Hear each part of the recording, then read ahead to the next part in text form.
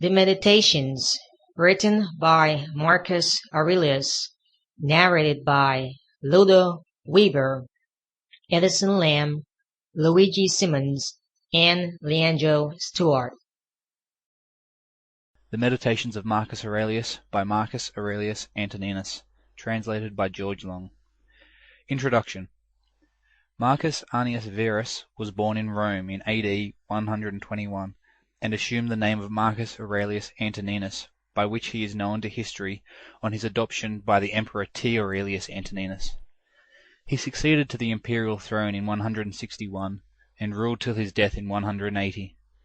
His reign, though marked by justice and moderation at home, was troubled by constant warfare on the frontiers of the empire, and Aurelius spent much of his later years in the uncongenial task of commanding armies that no longer proved irresistible against the barbarian hordes. M. Aurelius was educated by the orator Fronto, but turned aside from rhetoric to study of the Stoic philosophy, of which he was the last distinguished representative. The Meditations, which he wrote in Greek, are among the most noteworthy expressions of this system, and exhibit it favourably on its practical side. His own precepts he carried out with singular consistency, and both in his public and his private life he was in the highest degree conscientious. He and his predecessor are noted as the only Roman emperors who can be said to have ruled with a single eye to the welfare of their subjects. During his reign Rome was visited by a severe pestilence, and this, with reverses suffered by his armies, threw the populace into a panic, and led them to demand the sacrifice of the Christians, whom they regarded as having brought down the anger of the gods. Aurelius seems to have shared the panic, and his record is stained by his sanction of the cruel persecution. This incident in the career of the last and one of the loftiest of the pagan moralists may be regarded as symbolic of the dying effort of heathenism to check the advancing tide of Christianity. The Meditations picture with faithfulness the mind and character of this noblest of the emperors. Simple in style and sincere in tone, they record for all time the height reached by pagan aspirations in its effort to solve the problem of conduct, and the essential agreement of his practice with his teaching proved that, even in a palace, life may be led well. End of introduction. The Meditations of Marcus Aurelius by Marcus Aurelius Antoninus, translated by George Long. Chapter 1. 1. From my grandfather Verus I learned good morals and the government of my temper. 2.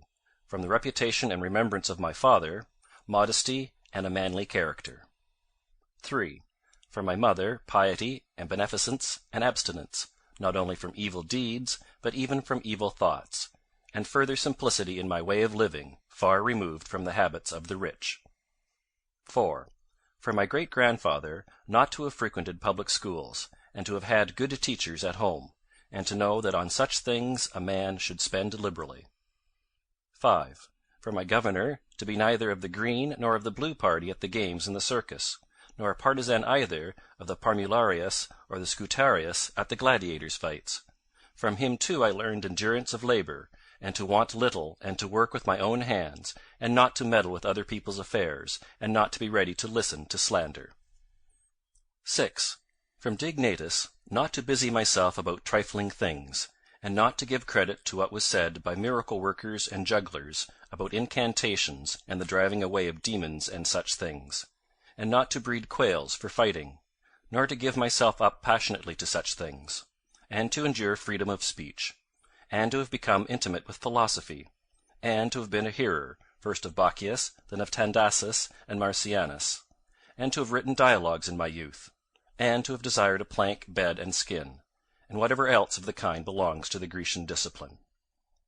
From Rusticus I received the impression that my character required improvement and discipline, and from him I learned not to be led astray to sophistic emulation, nor to writing on speculative matters, nor to delivering little hortatory orations, nor to showing myself off as a man who practises much discipline, or does benevolent acts in order to make a display, and to abstain from rhetoric, and poetry, and fine writing, and not to walk about in the house in my outdoor dress, nor to do other things of the kind, and to write my letters with simplicity, like the letter which Rusticus wrote from Sinuessa to my mother, Sample complete.